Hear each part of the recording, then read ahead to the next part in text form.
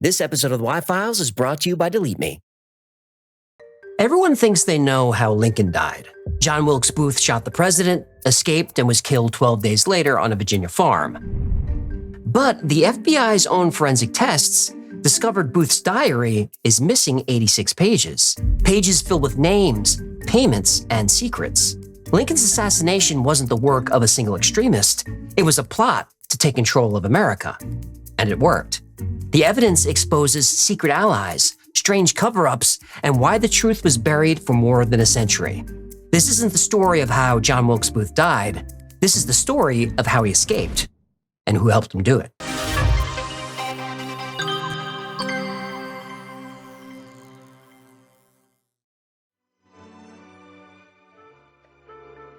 Yeah. Human, code red. I need to borrow about 500 grand. What? No. Why? I need a tuxedo, a toupee, and an Aston Martin DB9. James Pond is back, baby. What are you talking about? Remember that online quiz I took? Which cryptid are you? Oh, no. I'm a Mothman. Which tracks? Mysterious, photogenic, great calves. You don't have calves. Anyway, I put my mother's maiden name, my first pet, and the street address I grew up on. Those are literally the questions to reset your password. Exactly. Very sophisticated. Now my email's going crazy. Welcome to the Bureau. Confirm your coordinates. Mission briefing at 0800 hours. One called me Asian Fish. Human, I'm being recruited for Black Ops. You're not being recruited, you're being scammed. Oh, recruited by people smart enough to make it look like a scam. This morning they said I'm pre-selected for an elite squadron. I just need to send $500 for tactical gear. That's a scam. It's plausible deniability. You handed your entire identity over to criminals. You need Delete Me. They remove your personal information from data broker and people search sites. Wait a minute. Did you just delete me right into today's sponsor? You betcha. Your personal data is being collected and sold by data brokers who list your name, phone, address, and relatives online, exposing you to scams, harassment, and doxing. That's why I use Delete Me, a hands-free service that removes your info from hundreds of data brokers and people search sites. And Delete Me gets to work fast. Within 7 days, you'll get a privacy report showing exactly what they found and removed, like your address, phone number, and more. They keep scanning and repeating removals as needed all year round. Plus, you're not on your own. Delete Me has real privacy experts who handle custom requests when you need them. After a few off-putting messages that mentioned my old address, I signed up for Delete Me. They found my data, removed it, and showed me everything they took down. I felt an immediate sense of relief. And it's not just me who trusts them. Wirecutter recently named Delete Me the #1 data removal service. Get 20% off Delete Me consumer plans when you go to joindeleteme.com/theyfiles and use promo code TheYFiles at checkout, or scan the QR code on screen. JoinDeleteMe.com/TheYFiles and use code TheYFiles for 20% off. I hope this doesn't affect my security clearance. You don't have a... I just got promoted to 00 status. The ceremony's in Nigeria. I just need to wire $5,000 for the flight. That's another scam. No, it isn't. The email's from the Prince of Nigeria. Why would he scam me? He's royalty.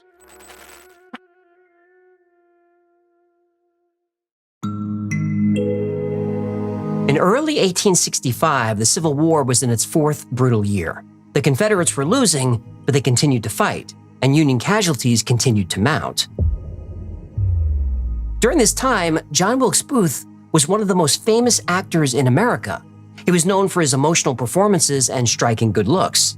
Dark hair, unusually dark eyes, he was lean and athletic. He was the first documented celebrity to have his clothes torn by infatuated fans. I am ever so grateful, sir. It is my pleasure entirely. Booth was obsessed with Shakespeare's Julius Caesar, a play he performed with his brothers. He saw Lincoln as a tyrant, like Caesar. Booth was from Maryland, a slave state. He identified as a Southerner, so when war broke out, he became a Confederate spy. As an A-list celebrity, he could move freely in polite society. He socialized with wealthy businessmen, politicians, and all kinds of important people. He then sent their secrets to the Confederates. Through a clerk with access to Lincoln's private correspondence, Booth saw the president's plan for after the war, and it horrified him. Confederate leaders would be tried for treason. Their land would be given to former slaves who would also get the right to vote. Everything the South stood for would be erased from history. He had to act. Booth came up with a bold plan: kidnap Lincoln. If the North wanted their president back alive, they would have to release all Confederate prisoners of war and give the South better terms. Booth assembled a team, and after months of planning, they were ready. Then, just before the plan went into motion, General Robert E. Lee surrendered at Appomattox. Booth was devastated.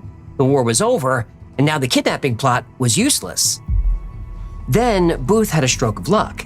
He overheard that the president would be attending a play at Ford's Theater in Washington, D.C. Booth knew the theater well. He performed there many times. He even knew where the president would be sitting because Lincoln attended one of Booth's performances there. So Booth came up with a new plan: kill the president during the play. He knew he could move around the theater freely without raising suspicion, so getting in wasn't a problem. Getting out was. But John Wilkes Booth had friends in high places who wanted Lincoln dead as much as he did. They would help him escape. His contacts weren't Confederate spies deep in the South. They were right here in Washington, inside Lincoln's own cabinet.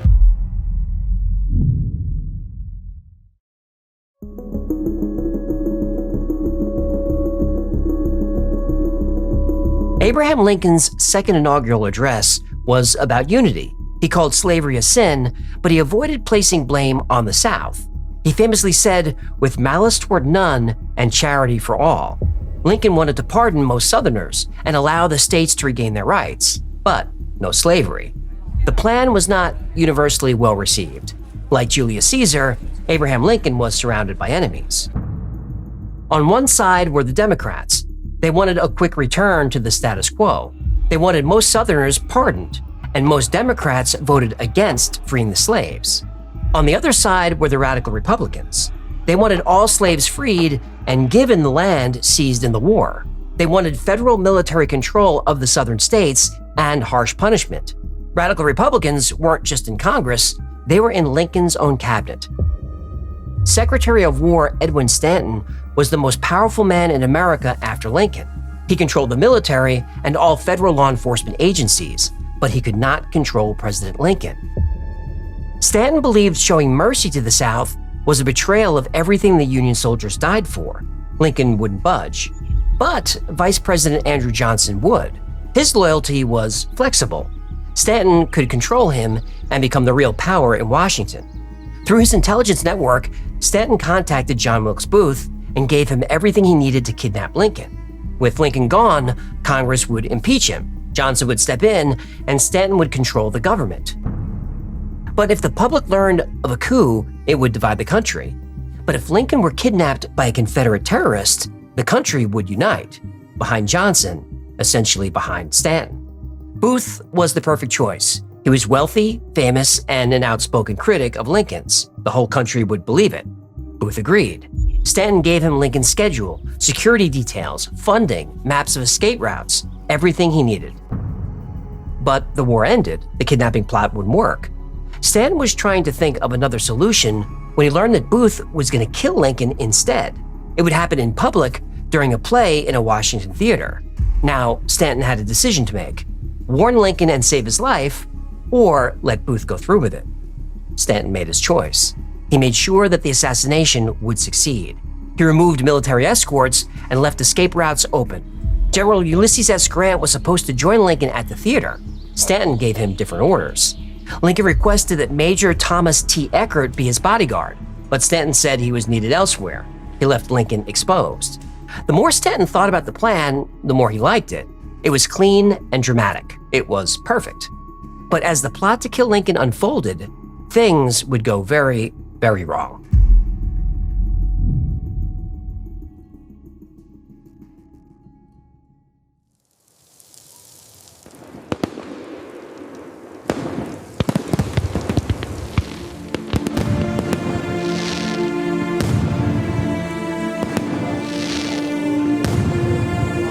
Gives our slaves freedom that they take up arms against us? I swear the man's gone mad. You know what he'll do next? Bring his carpetbaggers down here. Northern men with clean coats and dirty hands, buying up what's left for pennies. I did not fight to live under a Yankee boot. Lincoln cannot be allowed to continue. This is tyranny. If Lincoln will not listen to reason, We must take our grievances to the Congress. This is not merely about politics anymore, sir. It is about the future of the Republic. We have to move against him now, while we still can. And what would you have us do? The war's lost. The Confederacy's ashes. What's left but survival? Sometimes survival is cowardice. Sometimes history demands blood to balance the scales. You speak of treason. I speak of patriotism. Be careful, John. Union spies are everywhere. These walls have ears. Oh, let them hear. History listens too. I'll not stand by while Lincoln crowns himself emperor of a mutilated nation. You're an actor, not a soldier. Don't play hero in the wrong tragedy. Every play needs its villain. History will decide which one I am.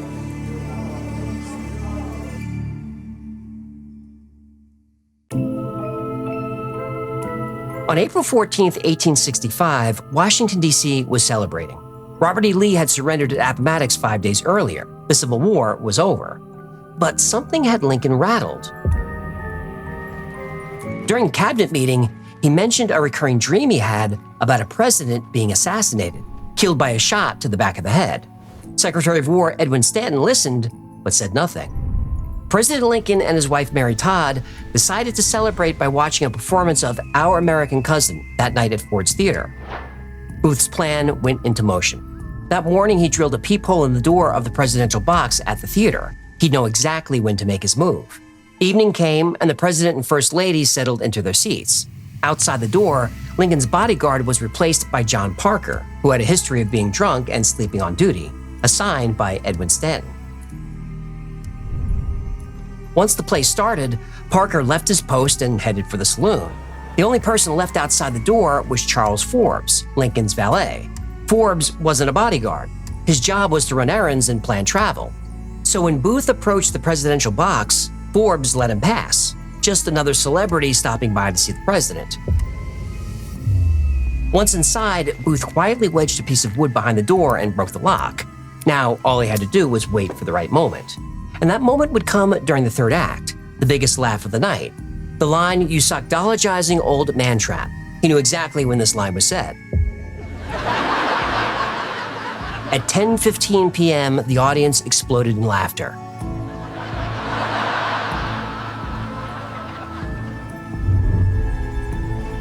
Booth stepped forward and raised his pistol. Ever thus to tyrants. One shot, lost in the roar of 1,500 people laughing. President Lincoln slumped in his chair. Booth jumped from the box and onto the stage. At first, the crowd did nothing. They thought this was part of the show. Then Booth raised his knife and yelled, "Sic semper tyrannis," thus always to tyrants. The line Brutus said when he stabbed Julius Caesar. It's also the state motto of Virginia. Booth turned to run and felt pain shoot up his left leg. He broke his ankle, but adrenaline kept him moving toward the unguarded back door. Outside, a horse was waiting. Within the hour, Edwin Stanton took control. He shut down every bridge leaving Washington except one, the one Booth used for his escape. Everything had gone according to plan. Lincoln was dead, and Stanton would control the investigation himself. There was just one final loose end Stanton had to deal with: John Wilkes Booth.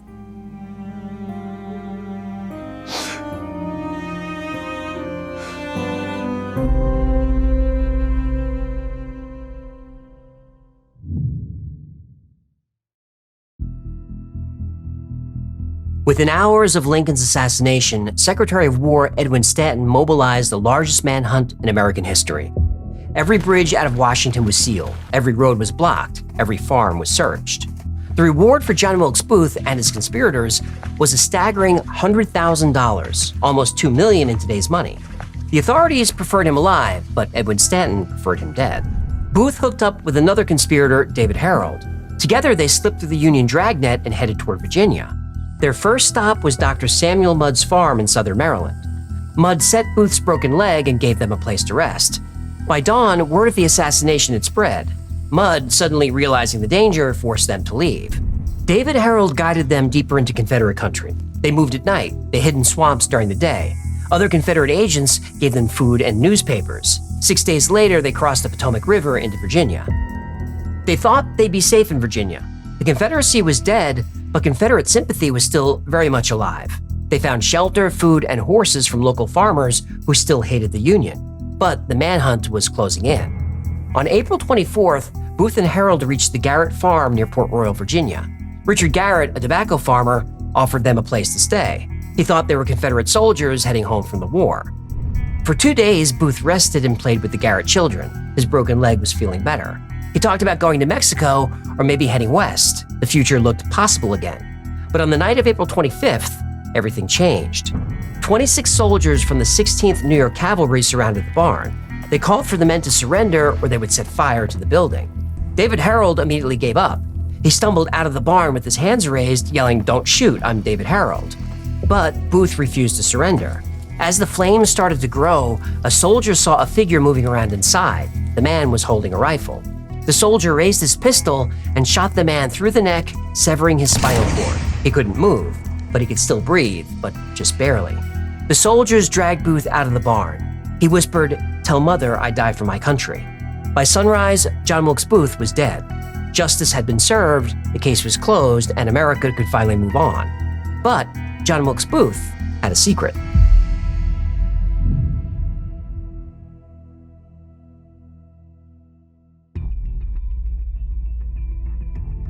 At the height of his career, John Wilkes Booth was one of the highest paid entertainers in the world, earning close to $500,000 a year in today's money. His career depended on his bachelor image. But in 1859, Booth secretly married actress Isola Martha Mills. Within a year, Isola gave birth to their daughter, Ogarita. Booth quietly supported them. The arrangement worked until the assassination. And after reports of Booth's death, John Stevenson proposed to Isola. He'd loved her for years, but she refused. She quietly told him she was still married. Booth was alive and hiding in San Francisco under a false identity. She was meeting him there in a few weeks. On the other side of the country, a British passport was issued to John Byron Wilkes. Wilkes and his wife boarded the Indian Queen, a former Civil War blockade runner. John and Isola sailed to India.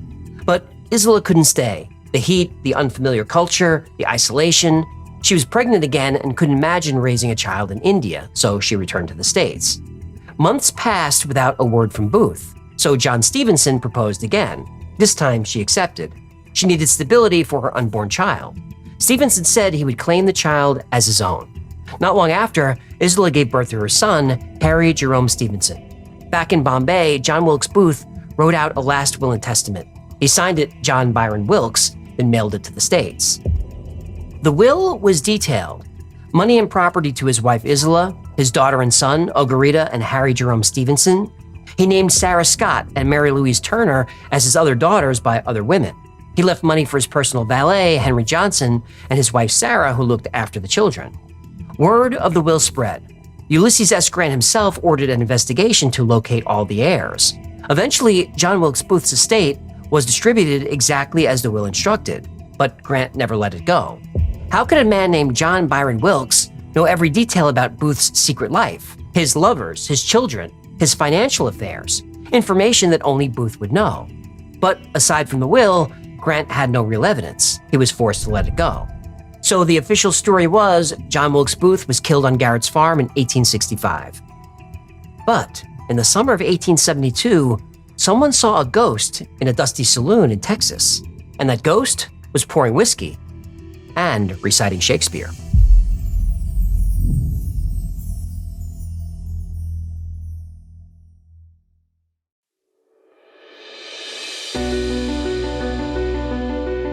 The man behind the bar was John St. Helen. Average height, lean build, dark hair going a little gray at the temples. He quoted Shakespeare from memory, and when he thought nobody was looking, he practiced drawing a pistol from his coat. St. Helen drifted into town in the spring of '72. He said he was from back east, but didn't talk much about his past. That suited everyone fine. Texas in 1872 was full of men running from something. After a few whiskeys, John St. Helen would recite full Shakespearean soliloquies. It was during one of these performances that Finest Bates first walked into the bar. Bates was a young lawyer from Memphis, smart, ambitious, easy to talk to, the kind of man who bought drinks for interesting strangers and listened to their stories. St. Helen and Bates hit it off immediately. The bartender was well-read, articulate, and had opinions about everything from politics to poetry. They spent hours talking after the saloon closed, sharing whiskey and stories. Well, Bates shared stories. St. Helen mostly listened. They spoke about the war and the future of the country. St. Helen never mentioned his past. That winter, St. Helen caught pneumonia. For days, he ran a high fever and drifted in and out of consciousness. Bates sat by his bedside, convinced his friend was dying. On the third night, St. Helen grabbed Bates by the wrist and pulled him close. He was still running a high fever, but his eyes were bright and focused. Finus, I need to tell you something before it's too late. I'm not who you think I am. My real name is John Wilkes Booth. Bates thought John was delirious, but he wouldn't stop. He told Bates everything: the conspiracy, the escape, the years in hiding. He described details that only Booth would know: the layout of Ford's Theater, the feeling of the wooden stage beneath his feet, the sound Lincoln made when the bullet hit. Bates was stunned. Either his friend was having the most elaborate fever dream in history, or he was the most wanted man in America. By morning, the fever had broken, and John St. Helen was going to live. And that's when the panic set in. He said too much. What have I done? 3 days later, he was gone. All that was left of John St. Helen was an empty room and a bartender's apron hanging on a hook. John Wilkes Booth had once again disappeared.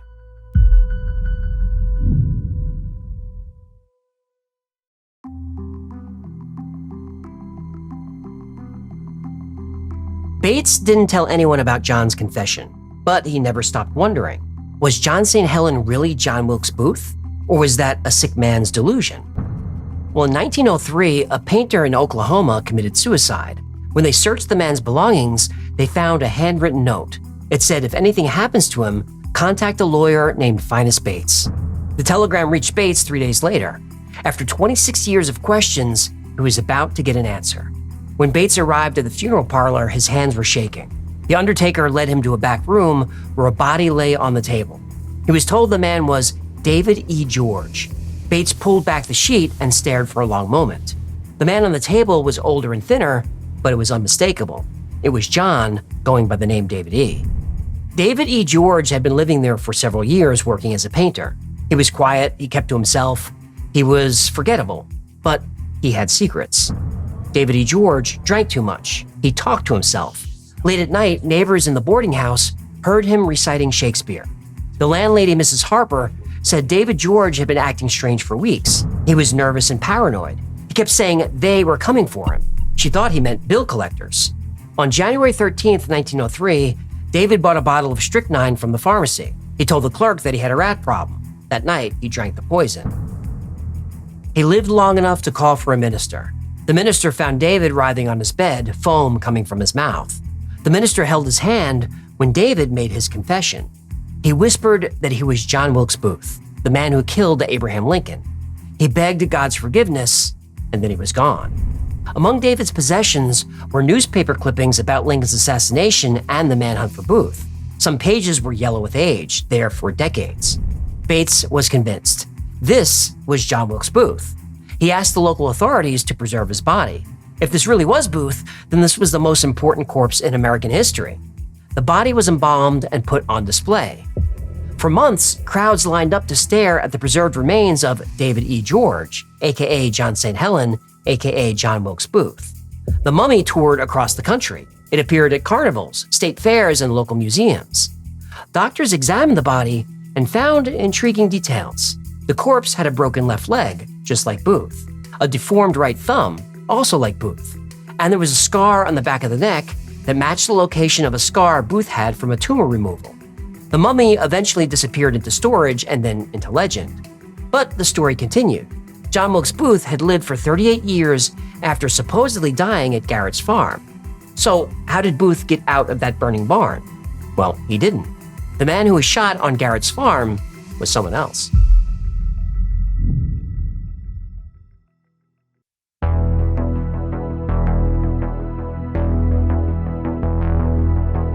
When Union soldiers surrounded Garrett's farm that night, they had orders: capture Booth alive.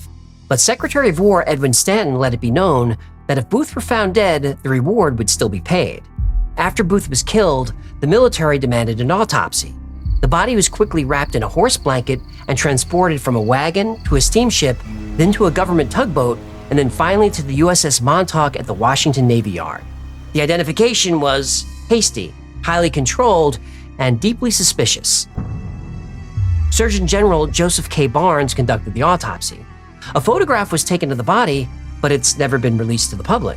This was probably the most important autopsy in U.S. history to that point, but the photograph has either been lost or suppressed. Dr. Barnes allowed 3 civilians aboard. None of the 3 knew Booth personally. Booth had friends all over Washington, actors, politicians, socialites. Barnes didn't call any of them. Instead, he called Dr. John Frederick May. May had removed a growth from Booth's neck a few years earlier. He was brought to verify the scar. May examined the body and hesitated. In his memoirs, he wrote that he didn't recognize it as Booth's. He wasn't sure about the scar. He noticed that the body had an injured right leg, but Booth fractured his left leg. Now, maybe the witnesses got that wrong, but the injury on the corpse was old. Booth's wasn't. He broke it less than 2 weeks before.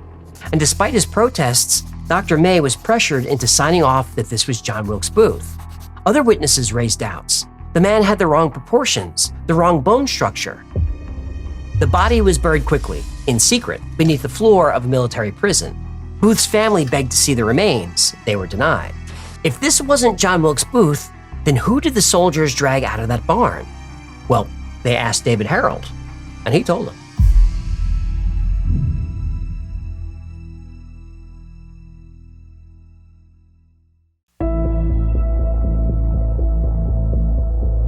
David Harold came out of the tobacco barn with his hands up. The first thing he said was, "Don't shoot." Then he said, "That's not Booth in there." Then Harold named the man, James William Boyd. The soldiers ignored him. Boyd was an ex-Confederate soldier, the same build as Booth, same complexion, and coincidentally, the same initials. Harold said Booth was a day ahead of them in Harper's Ferry. The plan was to catch up, and Boyd would help them sail across the Potomac. But Boyd was a double agent. He was just released from prison by Stanton personally, and there was a reason for that. Stanton and Booth had a deal. Booth would be allowed to escape to India with his wife. Boyd would stand in and take the fall. So Boyd and Booth swapped coats. But Booth forgot to take his diary, which revealed everything.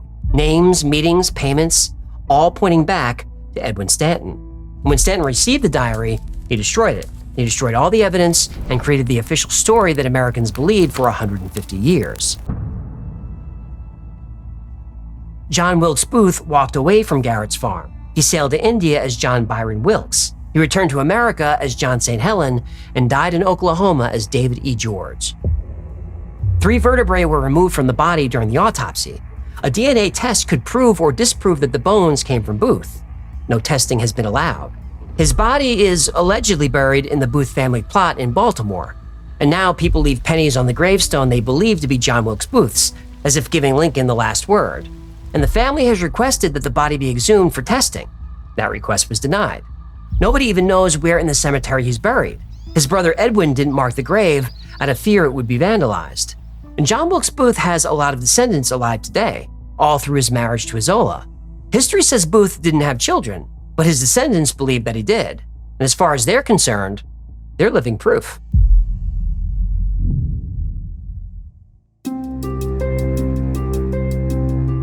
I'm a big fan of American history.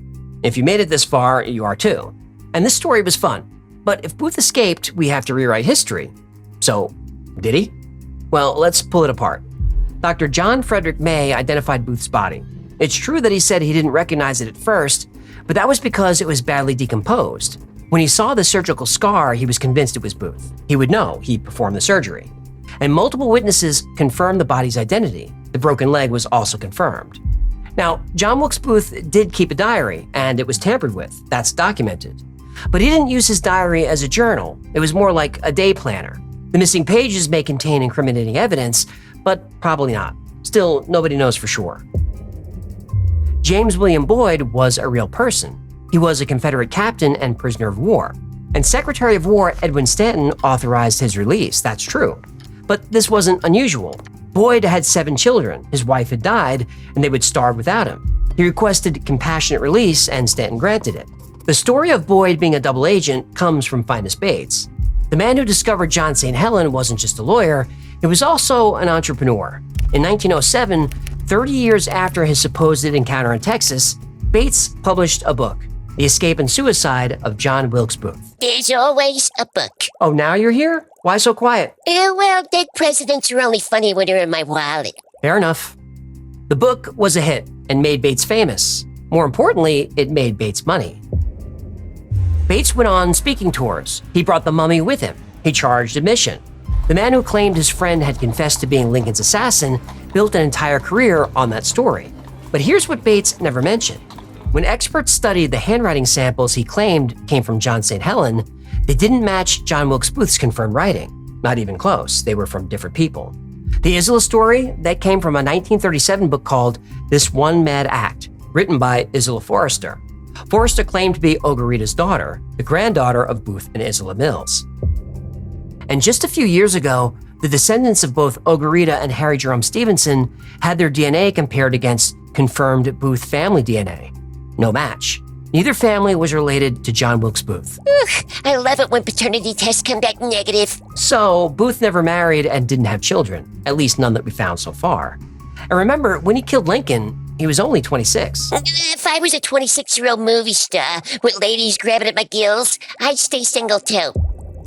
The entire romantic subplot was fiction, just like Booth's will. Most of the story elements come from a 1977 book and movie called The Lincoln Conspiracy. And this wasn't a historical research project, it was entertainment. The authors even admitted they created composite characters and invented dialogue to make the story more dramatic. It was fiction. Don't you do that. Quiet. The Lincoln Conspiracy was fiction, but people treated it like fact. The book recycled Bates's debunked claims and added new ones. The body double theory, the government cover-up, the missing diary pages that implicate Stanton. And speaking of Stanton, let's clear his name. Edwin Stanton was a villain in this story, but he was just as interested in helping freed slaves as Lincoln. He definitely thought Lincoln was too lenient on the South, but he was much closer to Lincoln's idea of Reconstruction than Andrew Johnson, a self-described racist. Johnson's leniency toward the South led directly to the Jim Crow era, and those are wounds that still haven't healed. But the most damning evidence against the escape theory isn't what's missing, it's what's there. The detailed day-by-day record of Booth's movements during his 12 days as a fugitive. There were multiple witnesses at every stop, Confederate sympathizers who helped him, Union soldiers who pursued him. You can't fake that kind of evidence. You can't. If you can fake a moon landing, you can fake this. Now, I think John Wilkes Booth died on Garrett's farm, but many people, including some of Booth's alleged descendants, believe he got away. There's a reason stories like this capture our attention.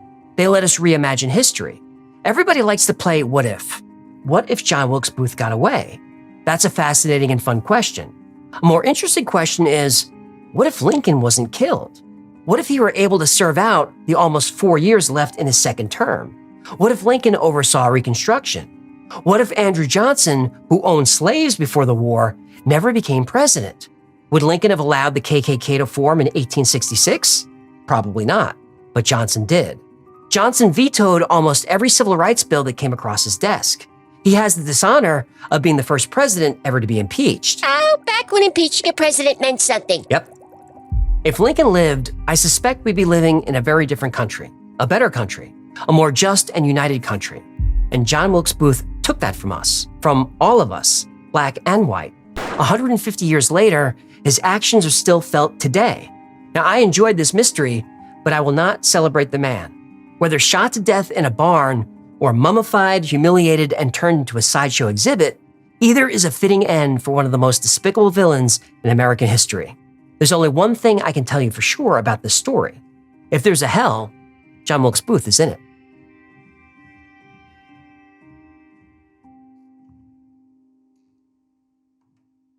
Thank you so much for hanging out today. I'm AJ, that's Hecklefish. Super feeling concrete. This has been the Y-Files. If you had fun or learned anything, do us a favor, like, subscribe, comment, share. I know I'm a broken record, but that stuff really helps, I think. And like most topics we cover on the channel, today's is recommended by you, by quite a few of you, and I'm glad you recommended this one. As I'm recording this, I don't know how well this is going to do. I'm hoping to be pleasantly surprised. If not, we'll go back to aliens. Anyway, if there's a story you'd like to see or learn more about, go to thewifiles.com/tips. Email us, jump on Discord, send a chat, whatever you want to do. Remember, The Y-Files is also a podcast. You could take us on the road. And twice a week, I post deep dives into the stories we cover on the channel. I also post episodes that wouldn't be allowed on the channel, and those are labeled unredacted. The podcast is called, wait for it, The Y-Files Operation Podcast, and it's available everywhere you get your podcasts. And if you are listening on an audio platform, do me a favor, hit the thumbs up, the follow, the subscribe, all that stuff.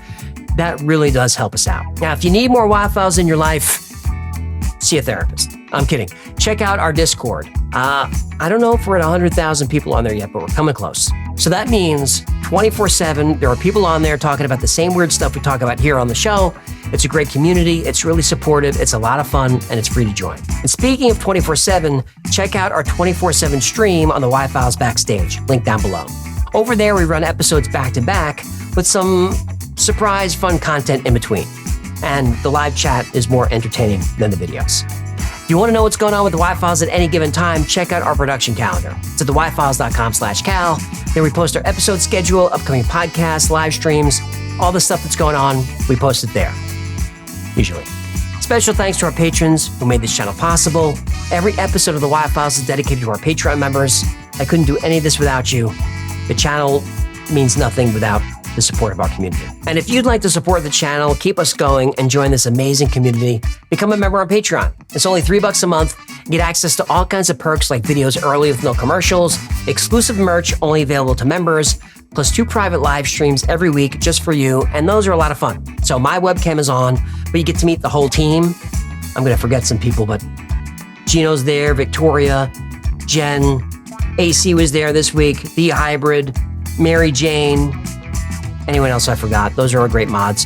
But you can put your cam on, jump up on stage, ask us a question, tell a joke, recommend a topic, maybe follow up on something that we covered here, whatever you want to talk about. I think it's the best perk there is. Another great way to support the channel is grab something from the Y-File store. I grab a heck of a t-shirt. One of these fistable coffee mugs that you could stick your fist in or whatever you want to put in there. It's none of my concern. I grab a hoodie. Shove my face on it. I get one of these squeeze animal talking. Look how cute he is. One of these talking fish toy dolls. But if you're going to buy merch, make sure you become a member on YouTube. YouTube members get 10% off everything in the Y-File store. You get a new code every month. And it's only $3. So if you're going to spend $40 on t-shirts, get the code and it pays for itself. And look, if you want to join, get the code and cancel, that's totally fine. The membership is not there to make me money. It's there to save you money. And besides, all that revenue goes to the team, not to me. Yeah, you want to stop flapping your yapper with that one? Those are the plugs, and that's going to do it. How long have I been talking for? 2 hours? This has been a doozy of an episode. I hope you enjoyed watching it as much as I enjoyed researching it. Until next time, be safe, be kind, and know that you are appreciated.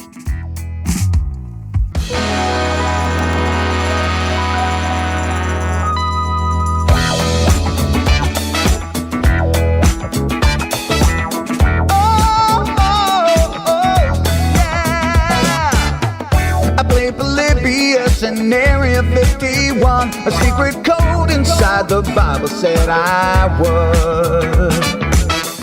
I love my UFOs and paranormal fun, as well as music, so I'm singing it like I should. But then another conspiracy theory becomes the truth, my friends, and it never ends. No, it never ends.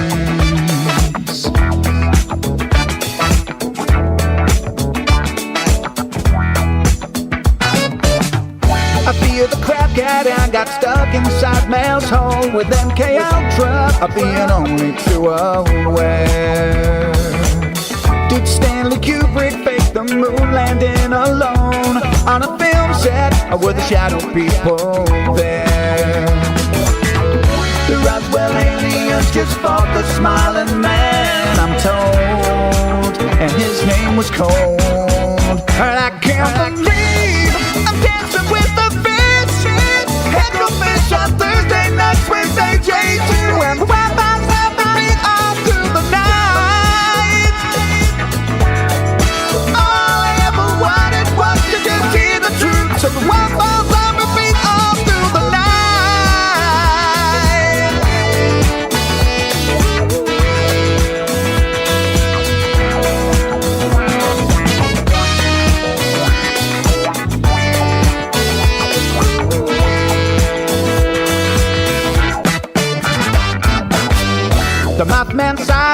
and the solar storm still come to Agatha, the secret city underground. Mysterious number stations, planet Serpo 2, Project Stargate, and what the Dark Watchers found.